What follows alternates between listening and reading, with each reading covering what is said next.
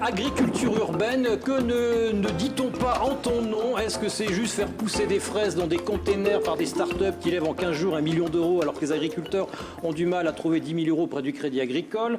Est-ce que ce sont les jardins potagers comme il existait dans le temps dans les cités ouvrières, à qui on donne un nouveau nom? Est-ce que l'on peut produire comme l'avait dit la maire de Paris, tout ce qui nourrit les Parisiens avec juste quelques carottes qui poussent sur le toit? Je me fais volontiers caricatural. Est-ce que l'agriculture urbaine, c'est comme l'a dit dans son premier spectacle Caroline Vigneault, le potacon, le potager sur le balcon? Allez voir Caroline Vigneault.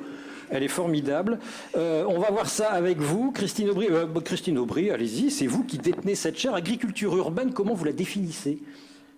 Alors l'agriculture urbaine, c'est une définition aujourd'hui internationale. Hein. C'est l'agriculture qui est à la fois dans la ville et à côté de la ville. Alors encore faudrait-il arriver à définir la ville. Ça n'est pas défini au niveau mondial, mais on va pas, voilà, parce que sinon on y sera encore ce soir. Et je crois qu'il y a d'autres choses prévues.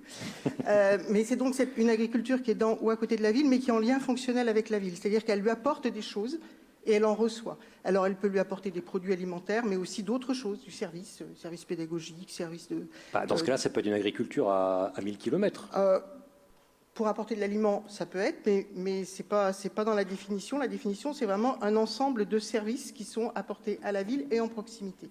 Donc là, très clairement, depuis quand même un petit temps, on comprend que dans les pays du Nord, que je différencierai très fortement d'un certain nombre de pays du Sud, où l'agriculture urbaine fournit l'essentiel des aliments frais. Dans les pays du Nord, voilà, l'agriculture urbaine intra et péri de proximité, aujourd'hui, elle n'est pas nourricière au sens de l'autonomie alimentaire. Mais est-ce qu'elle peut l'être? Est-ce que c'est pas un fantasme, l'autonomie alimentaire des villes avec cette agriculture urbaine? C'est ce qui peut augmenter dans nos pays. Restons sur la France et peut-être même restons sur l'Île-de-France. Hein, on est une grande région agricole aussi. Ce qui peut augmenter, c'est la part de certaines productions qui viennent effectivement de la proximité. Et en Île-de-France, aujourd'hui, on a essentiellement des céréales en proximité, mais on voit aussi une diversification dans les productions et une diversification qui se fait en lien avec la ville. Un exemple assez important, c'est aujourd'hui la diversification des exploitations céréalières franciliennes pour faire des légumes de plein champ pour la restauration collective dans les villes. Ça, c'est des choses qui sont en forte augmentation. Enfin, qui étaient, parce que le contexte très récent lié à la guerre en Ukraine a un peu freiné ce mouvement de diversification des exploitations céréalières. Mais voilà, donc ça c'est un premier truc. Et puis après, dans l'agriculture urbaine, il y a toute une diversité de cas. Et en France, on est particulièrement riche de diversité de cas. On va donc de ces fermes périurbaines à des micro-fermes au sein de la ville, à des fermes sur les toits qui sont à orientation multifonctionnelle ou à orientation productive. Il y a un petit peu de indoor, mais il n'y en a pas beaucoup. Voilà. Et on a quand même quelques produits de cave dans les caves et les parkings désaffectés. Des champignons, des endives. Voilà, ce qu'on appelait avant les produits de cave. Donc des produits de cave. Ça va très très bien en ville, ça. Voilà. Très bien, Lisiane Lac, l'agriculture. Alors vous avez fondé ou cofondé? Non, merci Raymond. Rien fondé du tout. Vous n'avez rien fondé du tout? Tu vas bientôt fonder. Vous allez bientôt fonder peut-être. Non, pour l'instant, je suis apprentie chez Merci Raymond. Oui, pardon, c'est ça. C'est une petite différence. Mais oui, voilà, donc j'ai rejoint l'aventure de Merci Raymond en octobre dernier. Alors qui est Raymond? Raymond, c'est le grand-père du fondateur, enfin d'un des cofondateurs de Merci Raymond, donc qui était agriculteur dans le sud-ouest de la France. Alors, qu'est-ce que c'est que Merci Raymond? Donc, Merci Raymond, c'est une start-up parisienne qui travaille à revégétaliser la ville. Et donc, vous ne faites pas des fraises en container, vous? On ne fait pas des fraises en container. Il y a déjà plusieurs métiers au sein de Merci Raymond. Donc, on est sur du paysagisme, du design végétal et de l'agriculture urbaine. Et nous, on n'est pas vraiment sur des choses indoor ou high-tech. En tout cas, on est plutôt sur de la pleine terre ou des bacs potagers. Voilà. Et ça peut produire, ça peut être significatif? C'est quoi le rôle? C'est de produire de l'alimentation, vraiment. C'est d'apporter un peu de bonheur, un peu de gaieté dans un cadre de vie. C'est créer du lien social, comme on dit aujourd'hui. C'est le syndrome du potager, c'est ça? Ou vous pensez vraiment nourrir les gens avec des productions urbaines? Alors non, je ne pense pas nourrir les gens avec des productions urbaines. Je rejoins Christine sur ce point-là. Non, effectivement, l'agriculture urbaine, à mon sens, elle apporte des bienfaits qui sont variés, qui sont écologiques. Le végétal en ville, je ne vais pas citer les bienfaits, mais voilà, c'est déjà assez important. Aussi, ça a de grands impacts au niveau social. Nous, on travaille beaucoup. Quel impact? Alors déjà, nous on travaille beaucoup dans des quartiers prioritaires, donc là il y a de grands enjeux de recréer du lien social, de recréer des emplois non délocalisables sur ces quartiers. Par le maraîchage finalement. Par le maraîchage, c'est ça. Et après, tout dépend de la forme que l'agriculture va prendre dans ces lieux-là. Mais l'agriculture urbaine, sous le format par exemple de jardins familiaux, va aussi permettre à des familles de se nourrir et de produire par elles-mêmes. Voilà. Mais là, on est bien sur l'intra-urbain, là, dans ce que vous faites. Oui, nous, on est principalement sur de l'intra-urbain, effectivement. Et là, on est en train de développer des projets un peu plus en périurbain. Donc là, on a 2 projets d'exploitation où Merci Raymond va être exploitant et donc produire en propre. Donc là, il y a vraiment un objectif de des fleurs production. Et du maraîchage à Châtenay-Malabry. Et donc à Châtenay-Malabry, ce sera le maraîchage, c'est ça, exactement. Et pourquoi des fleurs? Alors les fleurs, donc ça c'est un projet intramuros, donc c'est pas vraiment la même dynamique, mais du coup on va produire des fleurs parce que la terre végétale qui a été apportée sur la toiture du site qu'on occupe est polluée. Donc il n'était pas question de faire quelque chose de comestible. Voilà la raison pour laquelle on a choisi de produire des fleurs. Ça, c'est une bonne question qui me vient tout de suite. Vous m'avez tendu une perche. Est-ce qu'en faisant du potager en ville, on ne dépollue pas les sols et donc on ne va pas intoxiquer les consommateurs? Encore une fois, le syndrome du jardin ouvrier qui était toujours sous la retombée des cheminées d'usine. Oui, et qui le sont parfois encore. On continue à trouver dans des jardins traditionnels des niveaux de pollution qu'on découvre comme étant relativement importants. Alors, on a fait en 2018 un petit papier avec une collègue, Nastaran Manoucheri, dans A Conversation qui s'appelait « Non, tout ce qui pousse en ville n'est pas pollué ». Ça veut dire que oui, il peut y avoir de la pollution en ville, il y en a, bien sûr, dans les sols en particulier, ils ont souvent une histoire assez lourde, mais pas partout, et en particulier pas sur les toits. En tout cas, pas sur les toits qui ne sont pas juste à proximité du périphérique. Situation qui existe, et qui existe notamment à la Cité internationale de Paris, où on a un magnifique toit de la Maison des Industries Alimentaires, de l'ancienne Maison des Industries Alimentaires, qui est juste à côté du périph' et qui nous a servi de témoin pollué, le toit d'AgroParisTech nous servant de témoin non pollué dans le Saint-Hilaire. On a fait un peu le grand écart avec ça. Donc oui, en tout état de cause, quand on produit de l'alimentaire en milieu urbain, dans nos villes, il faut systématiquement être vigilant sur ces questions de pollution, parce que ça peut arriver, mais on peut aussi produire de manière agroécologique, hein, et même quand on fait des technosols, c'est un très vilain mot, mais ça veut dire lorsqu'on... Qu'est-ce que c'est un technosol? Un sol artificiel? C'est juste un sol reconstruit, mais qui peut être reconstruit avec du bois fragmenté, avec des composts de déchets verts. C'est ce qu'on a fait précisément dans l'expérimentation qu'on a menée sur le toit rue Claude Bernard, et qu'on a maintenant transféré à Saclay, et où on a pu montrer qu'on arrivait à produire de manière tout à fait saine, et d'ailleurs tout à fait importante. Oui, mais est-ce que c'est bon? Oui, c'est bon.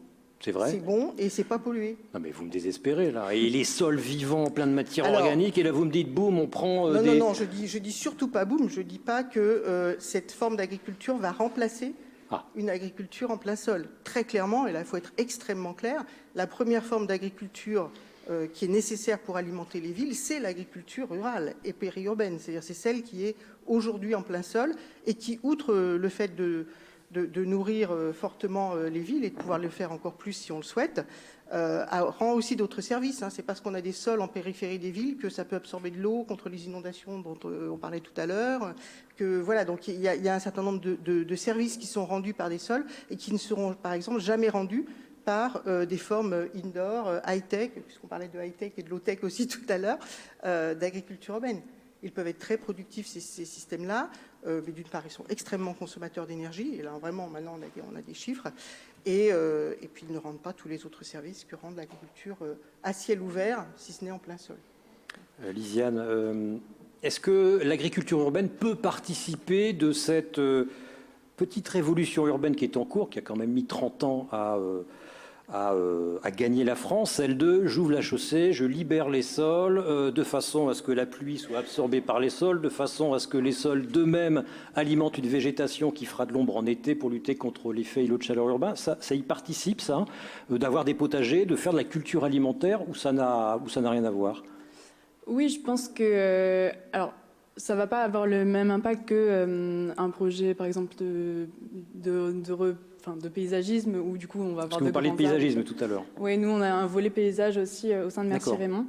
Et donc du coup ce ne sera pas les mêmes impacts au sens, même impacts environnementaux, au sens de rétention d'eau, etc. Ou de réduction des îlots de chaleur. Mais par contre, l'espace qui est occupé par l'agriculture urbaine potentiellement ne l'est pas par un projet d'artificialisation, ou à l'inverse, il y a eu un projet d'artificialisation et l'agriculture vient désartificialiser le sol à cet endroit. Alors est-ce qu'il faut que ces projets d'agriculture urbaine soient inscrits dans les PLU, dans les SCOT, dans les documents d'urbanisme et de planification? Et la question corollaire derrière, c'est est-ce qu'on peut faire l'agriculture urbaine dans des environnements où le mètre carré est à 12 000 € comme à Paris? Bien, c'est le cas, oui. Ouais, il y a en tout cas, nous, on travaille beaucoup avec les collectivités. Donc on s'insère souvent dans leurs projets alimentaires territoriaux, les PAT.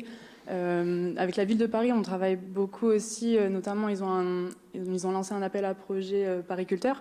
Donc là, eux, ils proposent la mise à disposition d'espaces à Paris, voilà, où les acteurs de l'agriculture urbaine peuvent proposer des projets. Et donc effectivement, on est très lié aux politiques de la ville et aussi aux volontés des bailleurs par exemple, ou des immobiliers. Des bailleurs sociaux, vous dites? Des bailleurs sociaux, oui. D'accord. On ne peut développer l'agriculture urbaine que par l'intervention publique d'une façon ou d'une autre, sinon économiquement elle est difficile, par le coût du foncier?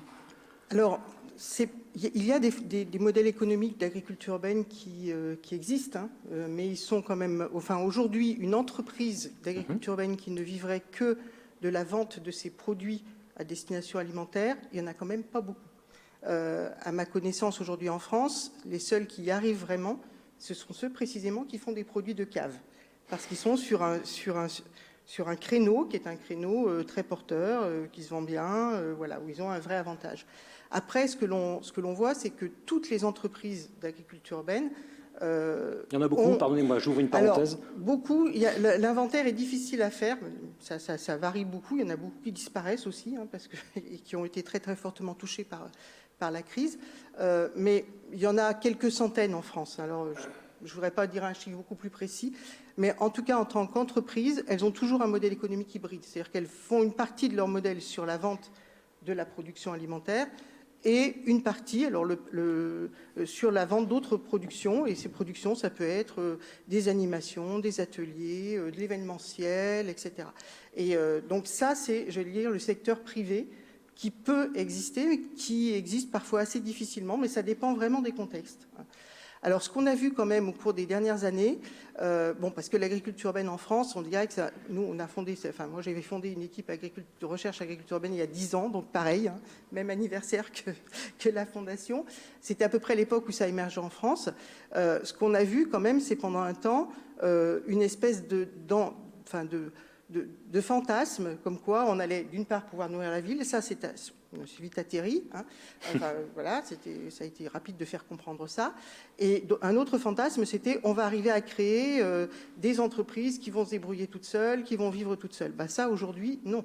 Qu'elles soient high-tech ou low-tech, les high-tech ont donné cette illusion pendant un temps, parce qu'elles étaient extrêmement soutenues, et à mes yeux soutenues d'une manière absolument non justifiée par une partie, en tout cas, enfin, je veux dire, quand il y a des business angels, si les gens ont de l'argent et fichent par les fenêtres, ça les regarde. Quand c'est de l'argent public, ça me regarde. Et là et dans les faits, l'histoire a montré que ça ne tenait pas. Donc aujourd'hui, la plupart des exploitations privées d'agriculture urbaine sont vraiment très multiservices quelque part. Là où on peut se poser vraiment une question, et c'est peut-être quelque chose sur lequel on peut ne pas être d'accord avec aujourd'hui avec Lisiane, mais tu as le droit, hein, je serai ta prof, mais qu'à partir du mois de septembre, donc tu peux y aller. On peut se bagarrer. Quand même. Hein. C'est que finalement, ces entreprises-là, quand elles se mettent dans le développement de l'agriculture urbaine, dans des quartiers prioritaires ou sur de l'animation de jardins associatifs, etc., je pense qu'elles sont un peu à la limite de leurs compétences et de leur légitimité. C'est-à-dire que, très clairement, animer un jardin associatif, oui, mais au bout de 2 ans, elles s'en vont parce que la collectivité, par exemple, n'a pas les moyens de les rémunérer plus longtemps, et pouf, ça s'écroule.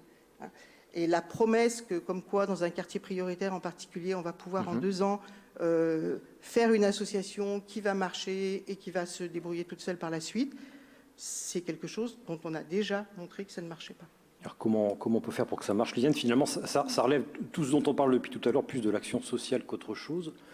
Donc action publique, certes, fondation d'entreprise aussi, il y en a qui financent, Fondation Carasso par exemple, enfin c'est pas une fondation d'entreprise, mais ça reste une fondation d'ordre privé. Il faut de toute façon qu'il y ait des subventions publiques ou privées, voire passer la main à une entreprise privée. Enfin, comment vous voyez les choses, vous? Pour la gestion de ces espaces, pour le développement de ces espaces. Manifestement, économiquement, ça ne peut pas tenir hors injection permanente d'argent. Oui.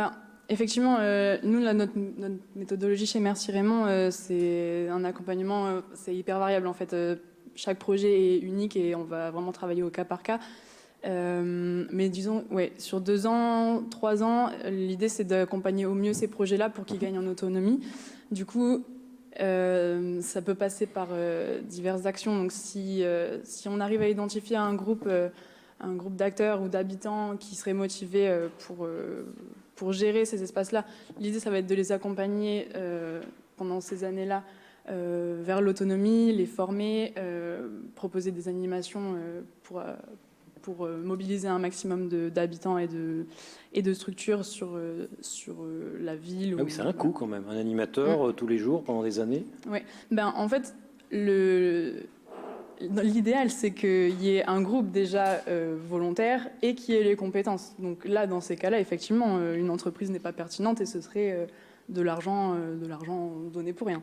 Mais dans la majorité des cas, il va manquer soit l'un, soit l'autre. Donc effectivement, une collectivité pourrait prendre en main la gestion des jardins, mais souvent, elles ont plutôt des compétences en gestion des espaces verts.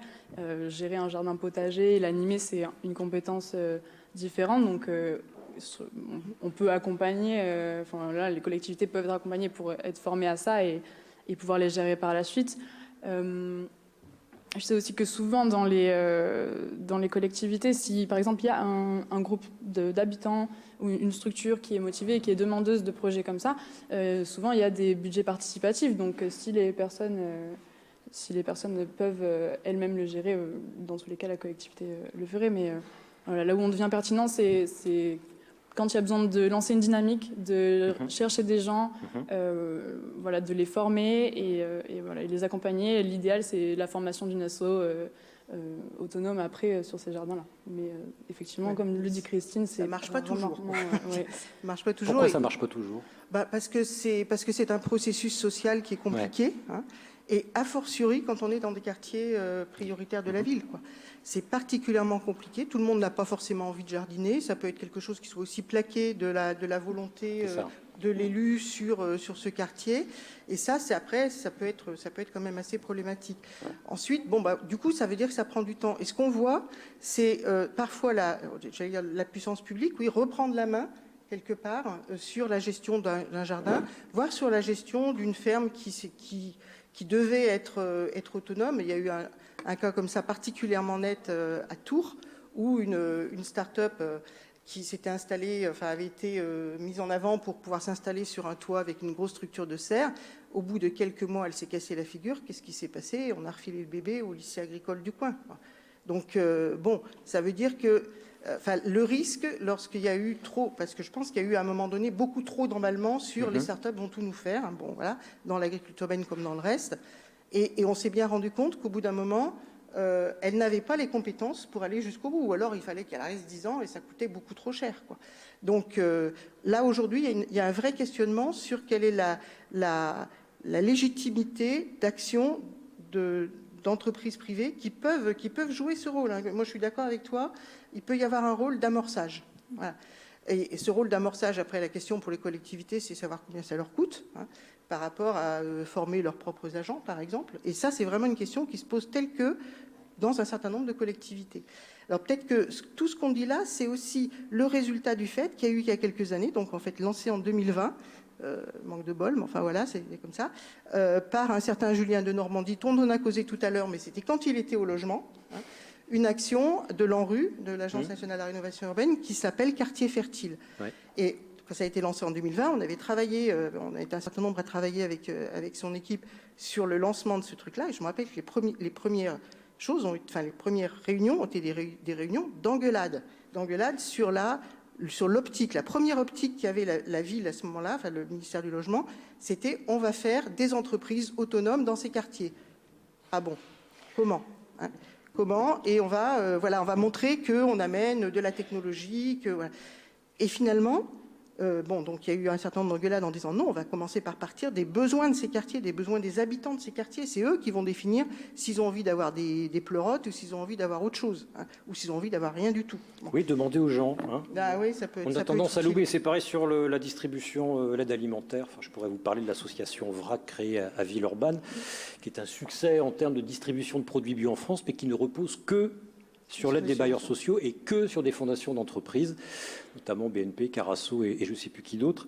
Carrefour, je crois. Non, pas Carrefour, ils ont refusé, parce que c'est la grande distribution. Lisiane, j'allais vous poser une question, mais en fait, je ne sais plus.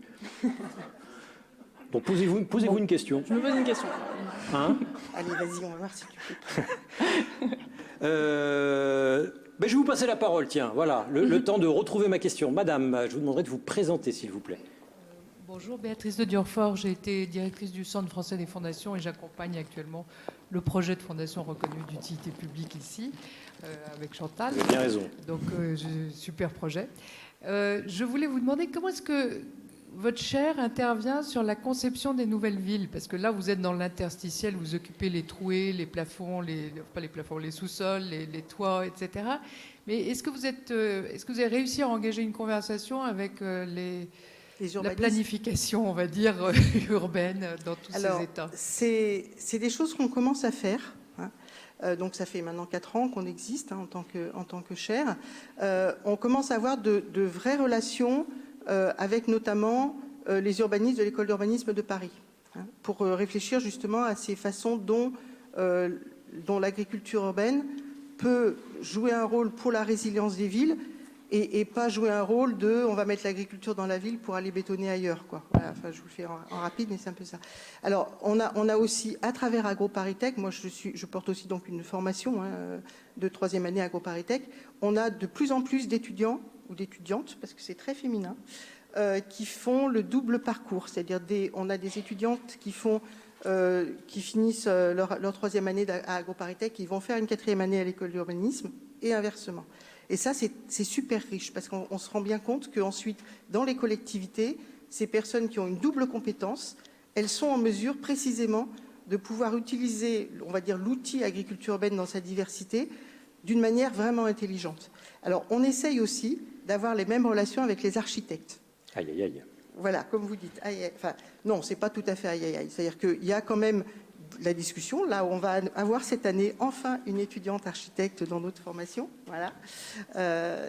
Et c'est pas évident parce qu'on est vraiment sur des cultures extrêmement différentes. Mais vous avez raison, c'est-à-dire que enfin, moi, mon objectif, ça serait, si on arrive à lancer une deuxième chaire, parce qu'une chaire, ça dure 5 ans, on va arriver à notre 5e année, si on lance une deuxième chaire, très clairement, le lien avec l'urbanisme, ça sera quelque chose de très important, y compris avec des chaires d'urbanisme. Ça m'évoque une question aussi courte que devrait être votre réponse. L'urbanisme remodelé par l'irruption à nouveau de l'eau de pluie en ville, par le verdissement, etc. Oui, mais il y a le ZAN, le zéro artificialisation nette, qui pousse les villes à aller dans le sens contraire, à tout artificialiser, à boucher les dents creuses, à utiliser la moindre friche. Comment on fait, je ne sais pas si Lisiane, vous pouvez répondre aussi, il y a comme une injonction contradictoire qui pèse sur les villes. La biodiversité, de l'agriculture urbaine et en même temps boucher les dents creuses. Comment on fait ?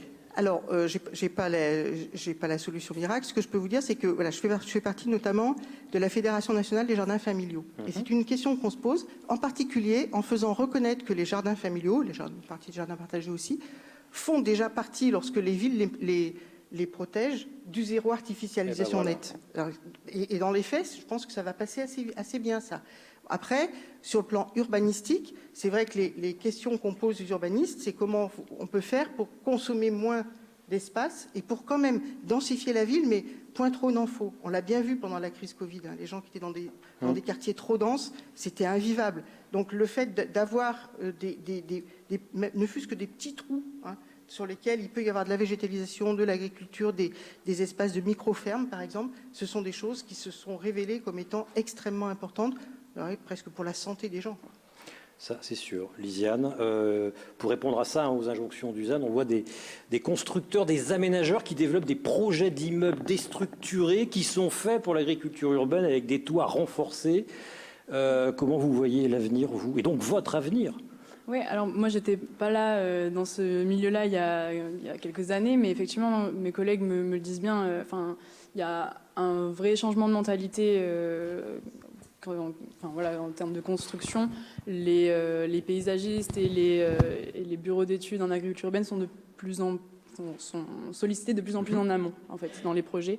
Et donc, effectivement, les espaces, ça permet de les penser de façon optimale pour pouvoir implanter des projets comme ça. Et voilà, plutôt que de se retrouver avec un bâtiment qui a une portance ridicule par rapport à ce qu'il faut pour mettre des bacs ou quoi. Donc, c'est très positif. Une étude du muséum avait montré qu'il fallait 27 cm de terre au minimum pour pouvoir cultiver et avoir un sol correct, c'est ça? Bon, nous, on travaille à partir d'une trentaine de centimètres. Ben voilà, mais il faut une sacrée structure quand même. Il faut que ça soit un peu portant, oui. Ben voilà. Mais sur le toit d'AgroParisTech, c'était très bien. Mais évidemment. On a même pu mettre des petits arbres par-dessus l'endroit où il y avait le bureau du directeur, parce que c'était le plus renforcé. Bon, en tout cas, voilà. Merci à vous, mesdames, messieurs, merci. C'est l'heure de la pause.